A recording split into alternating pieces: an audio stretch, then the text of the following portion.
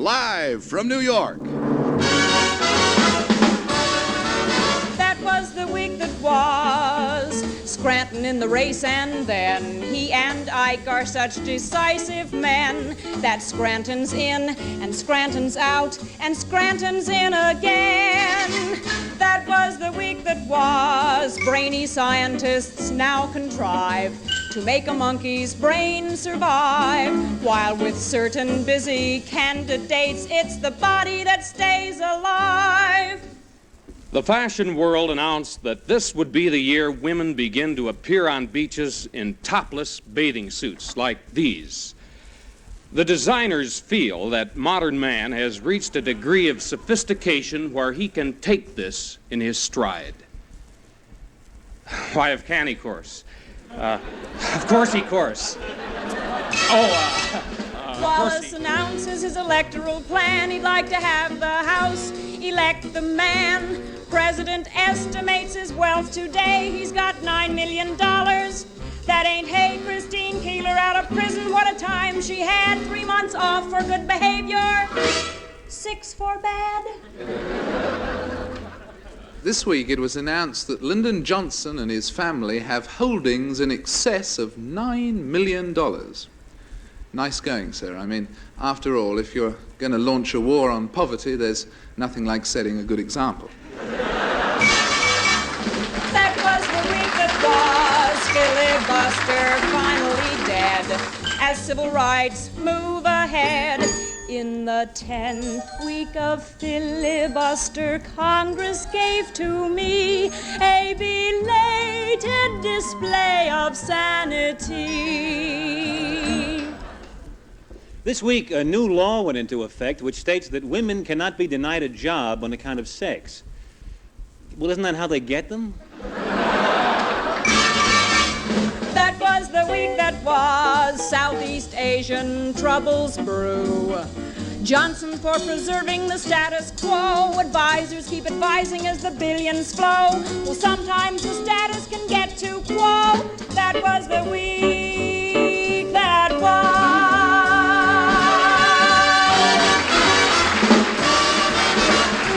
That was the week that was. Presents Elliott Reed, Phyllis Newman, special guest star Bert Tillstrom, Doro Morandi, Margaret Hamilton, Alan Alda, Pat England, Stanley Grover, our special correspondent David Frost, our TW3 girl Nancy Ames, and your announcer Dick Noel.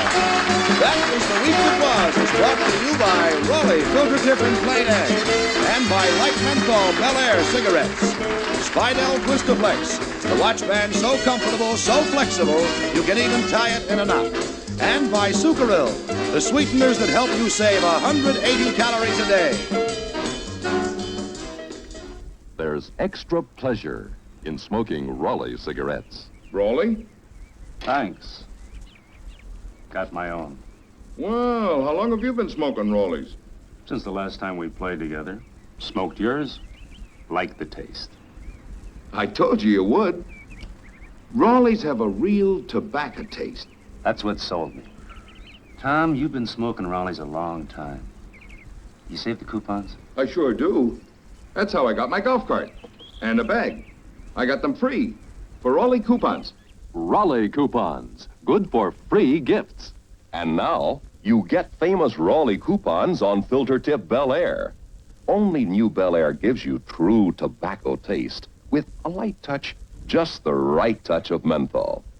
Enjoy extra smoking pleasure, plus valuable Raleigh coupons on Raleigh Filter Tip or Plain End and on light menthol Bel Air. This week, as confused governors convened in Cleveland and Arizonans danced in the streets of Phoenix, Republican voters across the nation were trying to collect their thoughts. Since this series of surprising primaries started in New Hampshire, let's see how the new Republican picture is affecting our favorite New Hampshire voters. Goldwater, Goldwater, sis boom ba. Put him in the White House. Hurrah, hurrah. Pretty good. Elsie, you sitting out here talking to yourself?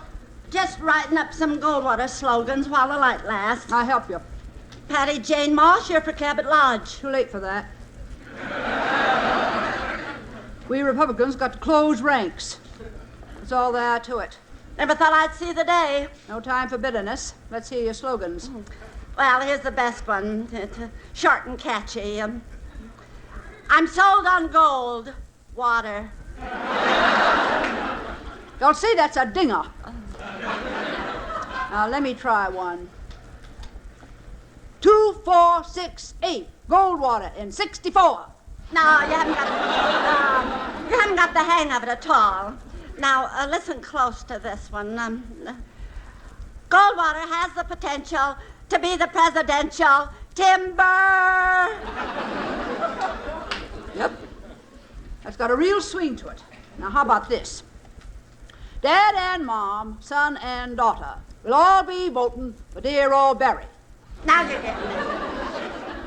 I got another. Goldwater is the man to get behind.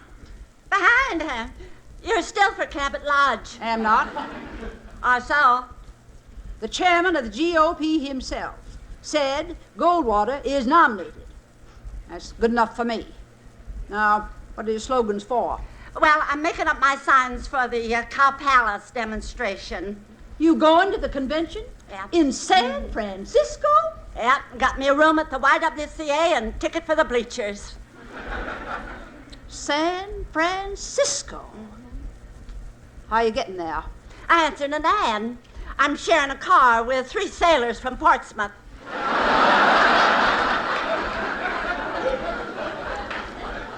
Sailors? Don't say winger. I'm going to tell your papa. Papa don't mind. Anything for Goldwater. They're still trying to stop Goldwater, you know. I am? One that mystifies me is Eisenhower. How so? Well, he puts Scranton up in front of everybody, then he reaches in and cuts his suspenders.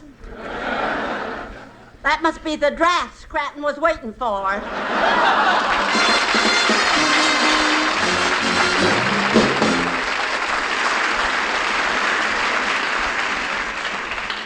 This week, a group of vandals painted the words, "Nigger, get out," on the home of a Negro resident of Baldwin, New York. 200 white townsmen promptly volunteered their services and repainted the wall. Sometimes a good neighbor policy is as simple as black and white. The New York World's Fair is a small city. Its 157 exciting pavilions and the 646 thrill-packed acres comprise a veritable fairyland of commercialism. Now, of course, so far, about 9 million people have visited the fair, and many have been lost. But still, so far, only one is still missing. Last April, the newspaper headlines all crowed. Hi-ho, come to the fair. The radios blared and the neon signs glowed. Hi-ho, come to the fair. Well, my gentle young Johnny, my boyfriend so bonny, his eyes brightened up with a glow. Yes, his torpor he shook off and instantly took off the opening day of the show. Well, it's now been 8 weeks since he answered the call. Hi-ho, come to the fair. Johnny's still there at the fair. Hi-ho, ooh-ha. Oh, dear, what can the matter be? Oh, dear, what can the matter be? Oh, dear, what can the matter be? Johnny's so long at the fair. Oh, I fear that he's lost, nevermore will he show up. Did the fumes from the festival of gas make him blow up? Did that orange on the Florida tower make him throw up? Oh, Johnny, so long at the fair. Did the acres of plastic there cause him to sicken? Did the fares charged by Greyhound make his blood pressure quicken? Did the price of his lunch leave him poverty-stricken? Oh, Johnny, so long at the fair. At the fair, one must be quite alert. Just one lapse'll cause havoc, disaster, and even perhaps will find you nicely sealed up in the Westinghouse time capsule. Oh, Johnny, so long at the fair. Oh, there's pools there and lakes there. Did he try to chart them? Those waters are treacherous. He'll never outsmart them. Well, perhaps I could get Robert Moses to part them. Oh, Johnny, so long at the fair. Both my eyes now from crying are vivid vermilion. The chance that he'll come back is 1 in a million. I just pray he's found peace at the Billy Graham Pavilion. Oh, Johnny, Johnny, Johnny, so long at the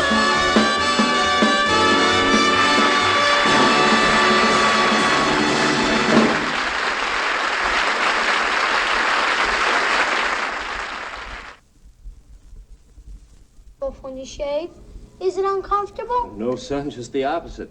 My Spidell Twistaflex is the most comfortable watch band I've ever worn. Then why do you take it off? Because it's so easy to slip on and off. I do it automatically whenever I wash or shave or do anything that could damage my watch. Well, what makes it so comfortable? The way it's made, Johnny.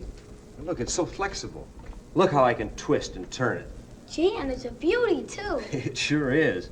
It's the newest Twistaflex watch band Spidell makes, the Tempest. Boy, I sure wish they made a Twistaflex in my size. They do now, son. I'm Warren Hull for Spidell, announcing the new Twistaflex Junior, the perfect gift for graduation. What boy wouldn't be thrilled to own a watch band like this? It's just like Dad's, but it's made to fit any boy's wrist, and it's only $2.95. And in time for Father's Day, here's the new Twistaflex Tempest, only $9.95. A small price to pay for a thoughtful gift that Dad will appreciate and use for years to come. Hello? Hello, hello. Is this the Nixon residence? Oh, hello, Mr. Nixon. I didn't expect you to be answering the phone yourself. That's mighty democratic. Oh, that's a wrong thing to say. How is Mrs. Nixon? Well, that's just fine. And the girls? Well, that's just fine. Mr. Nixon, I wonder if I might speak to Checkers. Your little spaniel, you know. Well, good. Thank you very much. Hello? Hello, Checkers? It's him. Him Beagle Johnson. HBJ.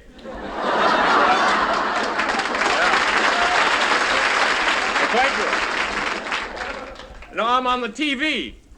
Are you looking at it? Good. Yeah, well, I wanted to show you something, so I'm glad you're looking at it. NBC, that's what, TW3.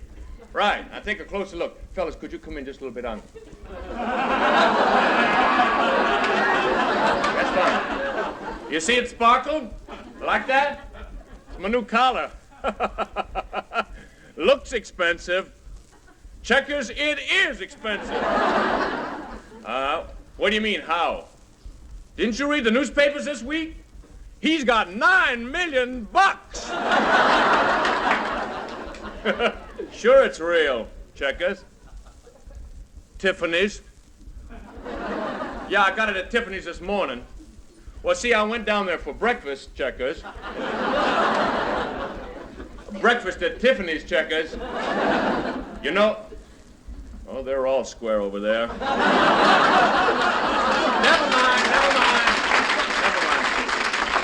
Never mind. No, listen, I wanted to really ask you a question. Listen, Checkers, you're a sophisticated New Yorker. Yes, you are. I know you're living up there on Fifth Avenue and all.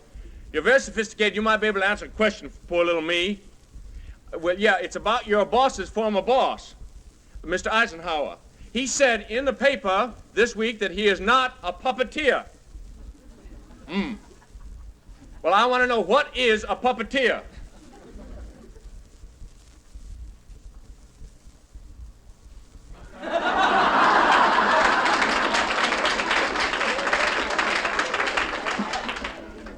Thanks a lot. Yeah. Listen, a little bit of news. Yeah, I got a little bit of news. Remember our friend, the Wolfhound, who was with the State Department, and then he moved to the embassy, the American embassy in Moscow? Yeah, the Wolfhound, yeah. Well, Checkers, he was bugged. No, I mean really bugged. They used 40 tiny microphones disguised as fleas. How about that? Yeah, the little microphones walking all over him. I'd hate to be listening in when he's scratched. Yeah, whoop, I just hurt that ear again.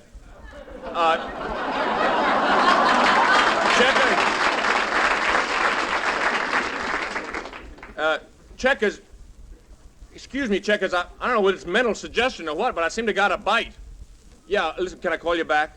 Right, thanks, boy, take care. That's a strange thing. I think... You don't suppose...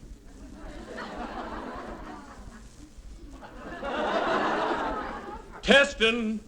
1, 2, 3, 4.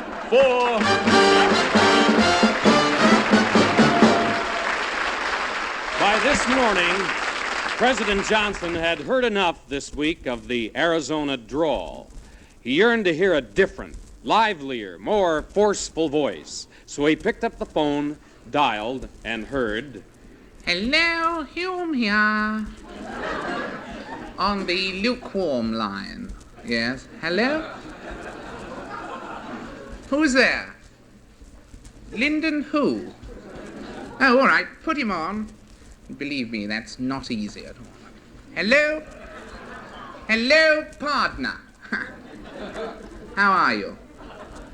Yes, I've got elections coming up this fall, too. Yes. And if for some reason they're not calling it Election Day, they will keep referring to it as Labor Day. Because, you see, we've got two parties over there. You see. Not like you, gradually working your way down to one. That was my little joke. Oh, all right, yes. No, I haven't heard from any of our allies, no. I did hear from General de Gaulle, though. Yes. He's given up looking for a successor. Yes. When he goes, he's planning to take France with him.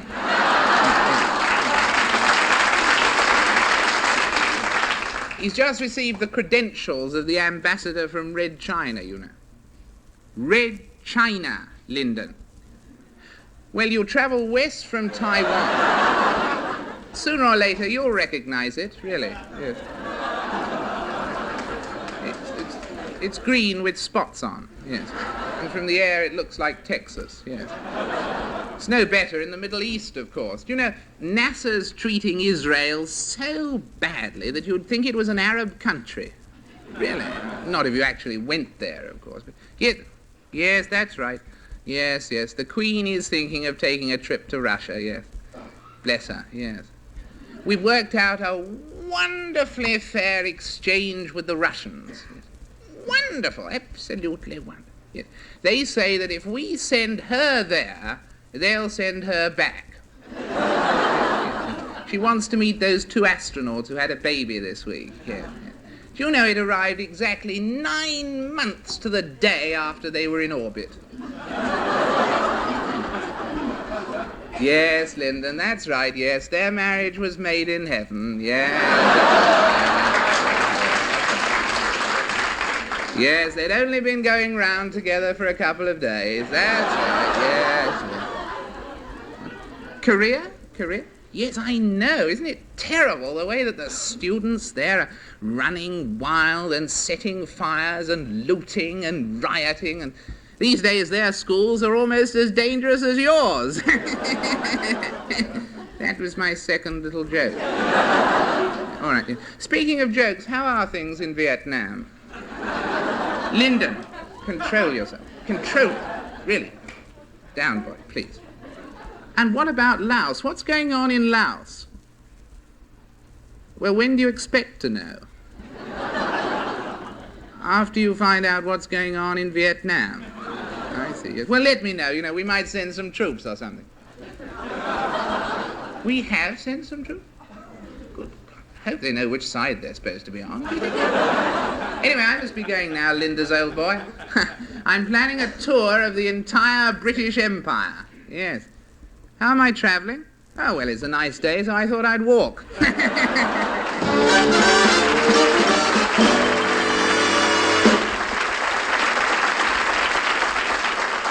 This week, New York witnessed the most tasteful spectacle since the premiere of Whatever Happened to Baby Jane. Chicago financier Harry Lieb married the former Mrs. Maxine Marcus in the champagne room of El Morocco, and then he packed his guests on a jetliner and flew them to Paris for the honeymoon.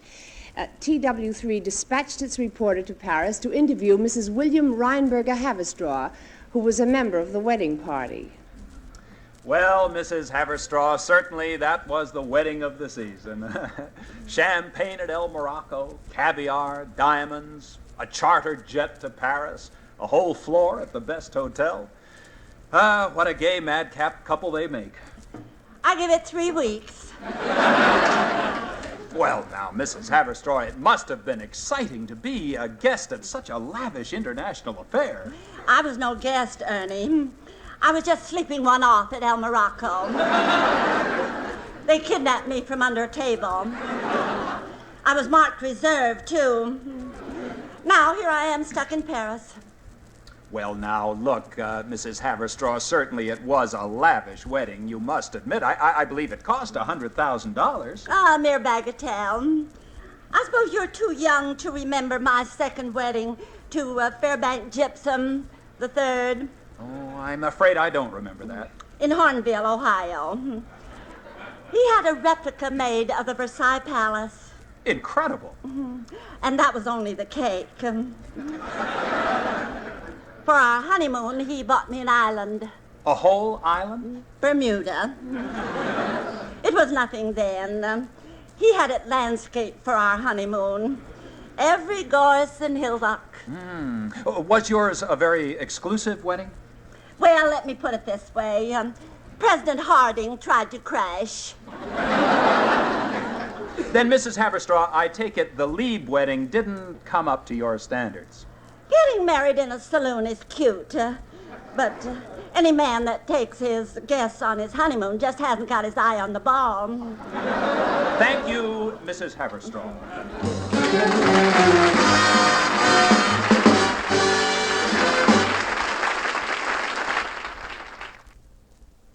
Uh-oh, that bulge again. Time to diet. Hold on. Suppose you could save 180 calories a day without going on a diet. Without going on a diet?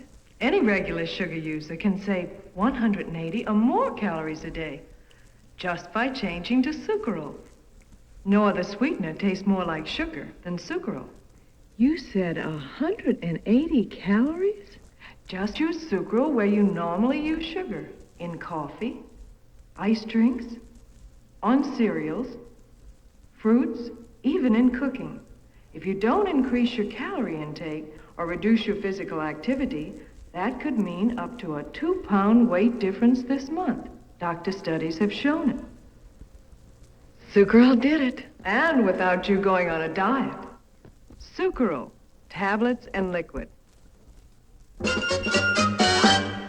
This week, it appeared, despite William Scranton's 11th hour heroics, that Barry Goldwater had nailed down the GOP presidential prize. Goldwater's impending nomination was accepted with good grace by George Romney, Richard Nixon, William Scranton, Nelson Rockefeller, Henry Cabot Lodge, Dwight Eisenhower, and Lyndon Johnson.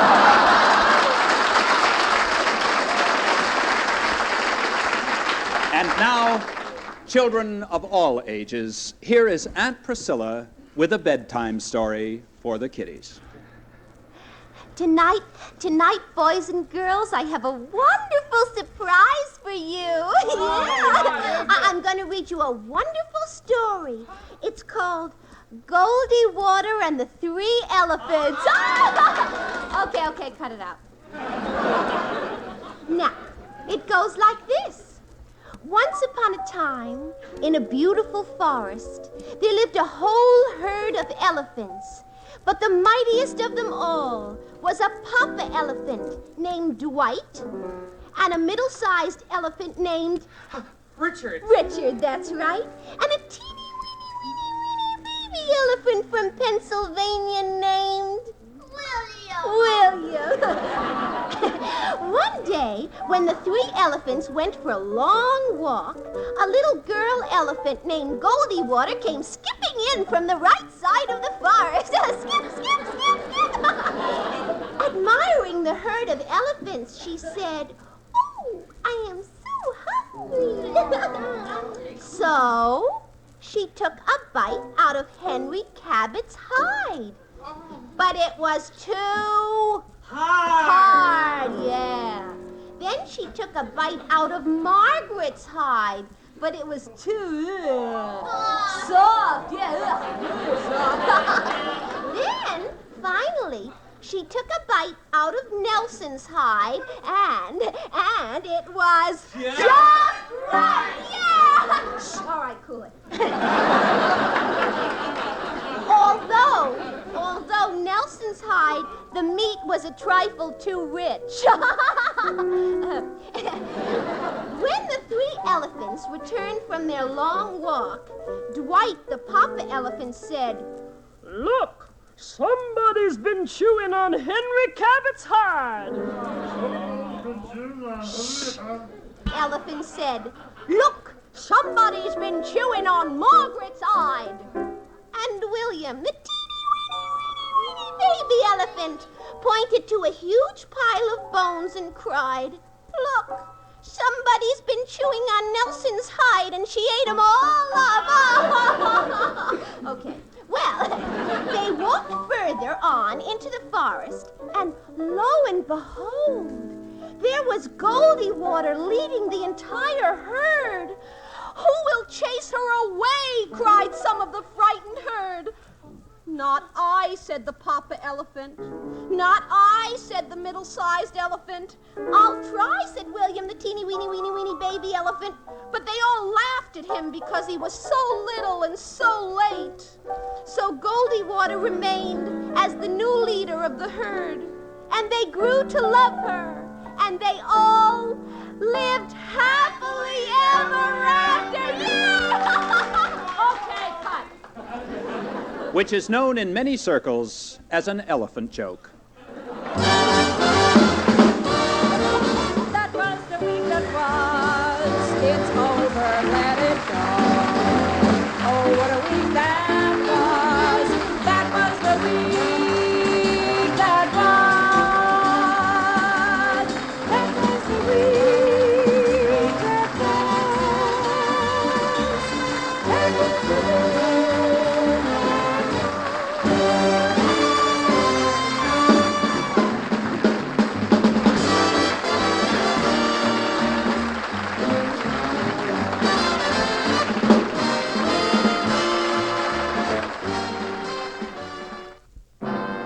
Produced in association with the NBC Television Network.